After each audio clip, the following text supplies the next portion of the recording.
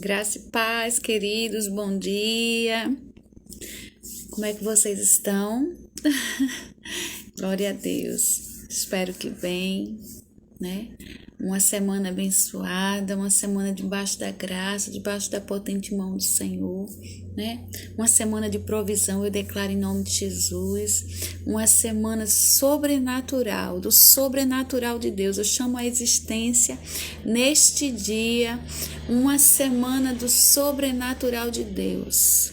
Prodígios e milagres descendo do céu, porque a palavra do Senhor diz que nós somos boca dele aqui nesta terra, né? E tudo que nós ligarmos no céu será ligado na terra, e tudo que nós desligarmos na terra será desligado no céu. Eu desligo todo espírito de morte, todo espírito opressor, todo espírito de incredulidade e ligo a fé, eu ligo todas as bênçãos do Senhor se manifestando em nome de Jesus, na minha e na tua vida. Amém?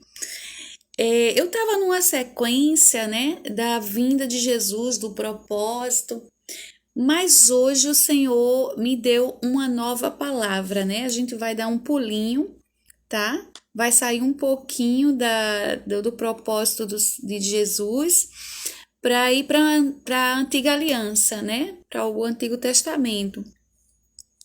Eu quero te apresentar aqui, queridos, o grande amor de Deus por seu povo, né?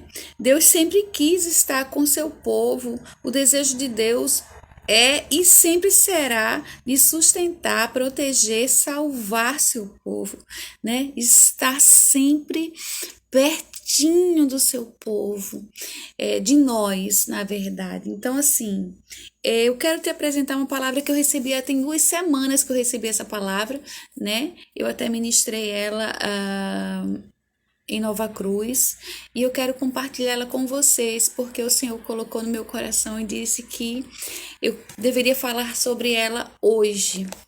Está em Juízes 6. Eu quero que vocês me acompanhem, amém?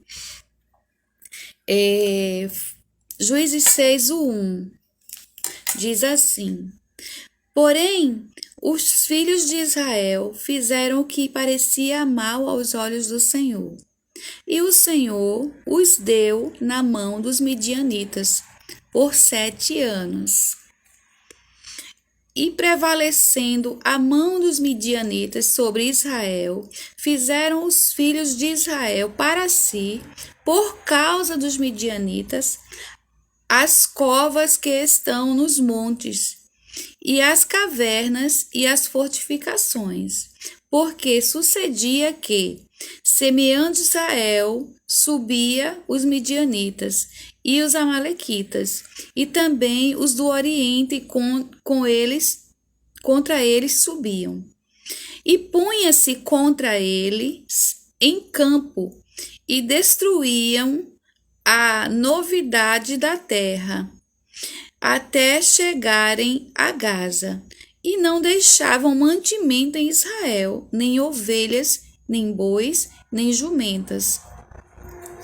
Sabe aqueles ladrões, queridos, né? Trazendo para a atualidade, aqueles ladrões que invadem os lares, invadem as casas, eles arrombam as casas, eles entram e assim, eles roubam tudo que podem, e aquilo que eles não podem, eles destroem.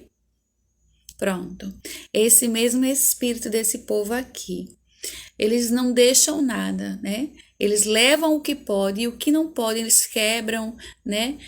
Alguns fazem até sujeira dentro da casa, né? Deixa a casa um terror. É esse mesmo espírito que estava neste povo aqui. Deixa eu continuar lendo e vai prestando atenção.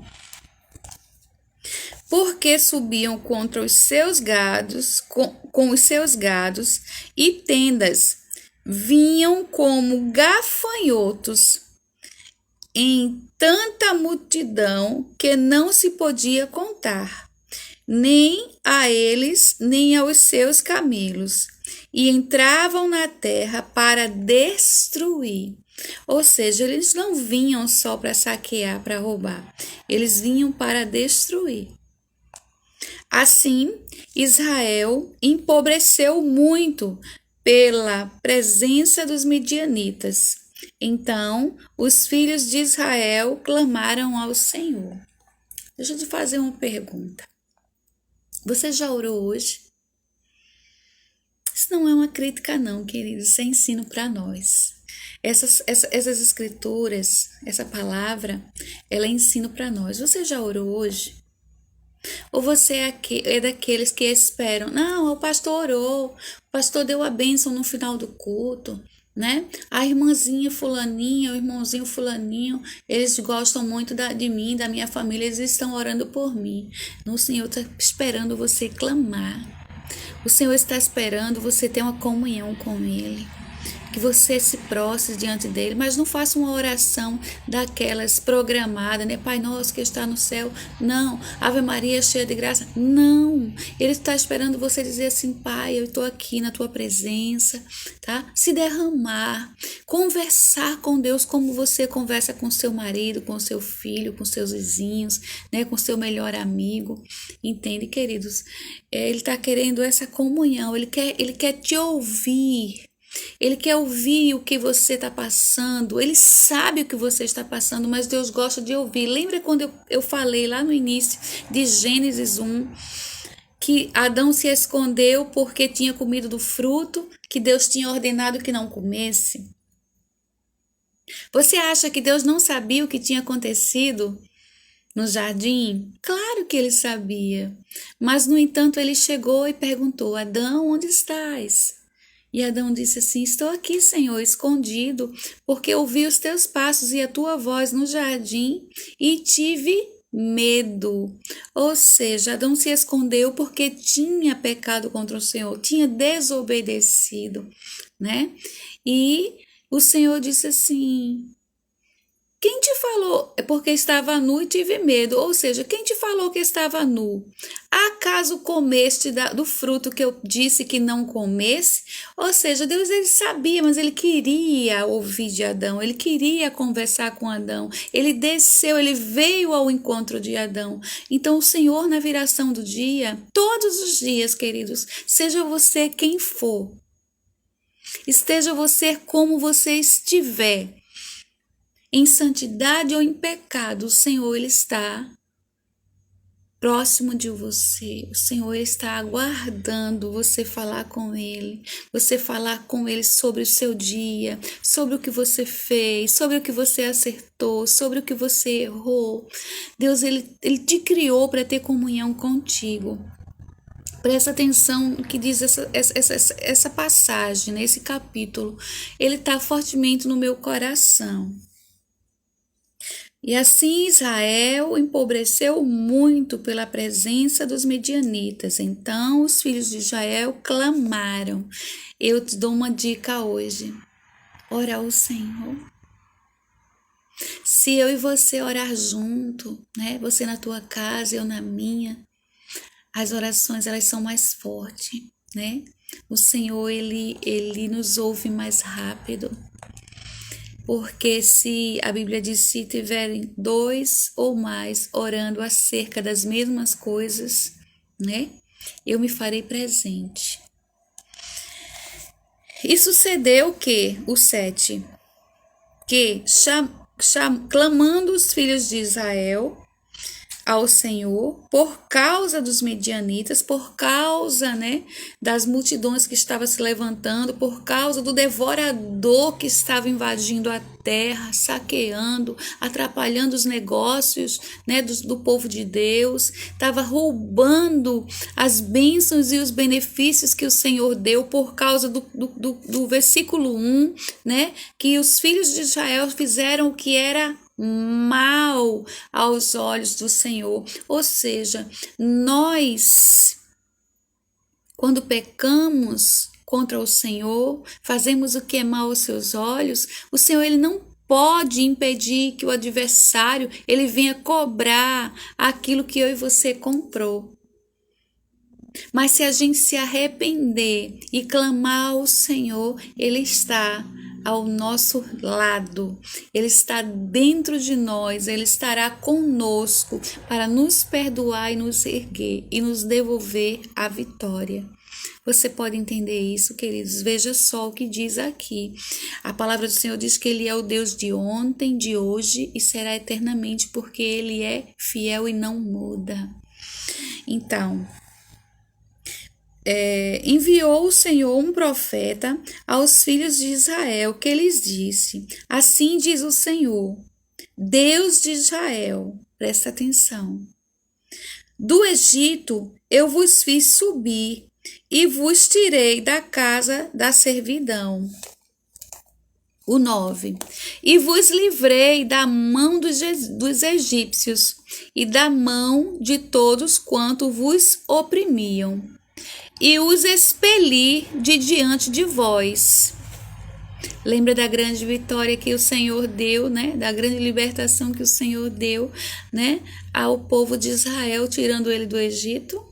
Amém? É disso que ele está falando. E a vós dei a sua terra. E vos disse, olha o que diz o Senhor aqui. E vos disse, eu sou o Senhor vosso Deus. Não temas, não temas. Isso ele está falando de lá do passado. Deus deu uma ordem para o povo não temer, porque Deus já tinha mostrado os seus prodígios, as suas maravilhas, né, o seu grande amor, a sua fidelidade com o seu povo, para com o seu povo. E ele tá lembrando, ele mandou o profeta lembrar ao povo qual foi a ordem que ele deu. Eu sou o Senhor vosso Deus. Não temas aos deuses dos amorreus, em cuja terra habitais, mas não destes ouvidos à minha voz. Ou seja, até o dia de hoje, quando se levanta potestade, principados, quando se levanta qualquer hoste maligna contra o povo de Deus, alguns de nós, né, teme, se amedronta e faz que nem o povo de Israel. Entra nas cavernas, faz buraco e se esconde que nem rato. É uma palavra forte, queridos. Mas o Senhor está falando aqui. Eu sou o Senhor vosso Deus. Não temas aos deuses dos amorreus. Nós vivemos em cidades idólatras. Nós vivemos em uma terra onde o príncipe das trevas, ele reina. Ele tem domínio. Só que a gente tem que lembrar que o nosso Deus é soberano. E ele comanda, ele governa sobre o céu, sobre a terra e sobre o inferno. E nós devemos confiar na palavra do Senhor, para que possamos ser socorridos, para que possamos ser protegidos. Escuta o final dessa história.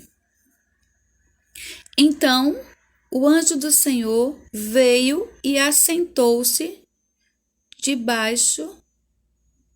Não, terminando, né? Eu sou o Senhor vosso Deus, não temas os deuses dos amorreus, em cujas terras habitais, mas não destes ouvido à minha voz. Então, continuando, diz assim: então o anjo do Senhor veio e assentou-se debaixo do carvalho que está em Ofra, que pertencia a Joás, a Abiesrita,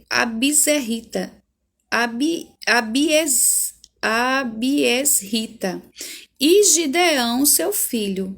Então Gideão seu filho estava malhando o trigo no lagar para o salvar do midianita. Ou seja, ele estava malhando o trigo, né, num lugar impróprio. Ele estava escondido, mas ele não parou. Ele não parou. Ele estava trabalhando.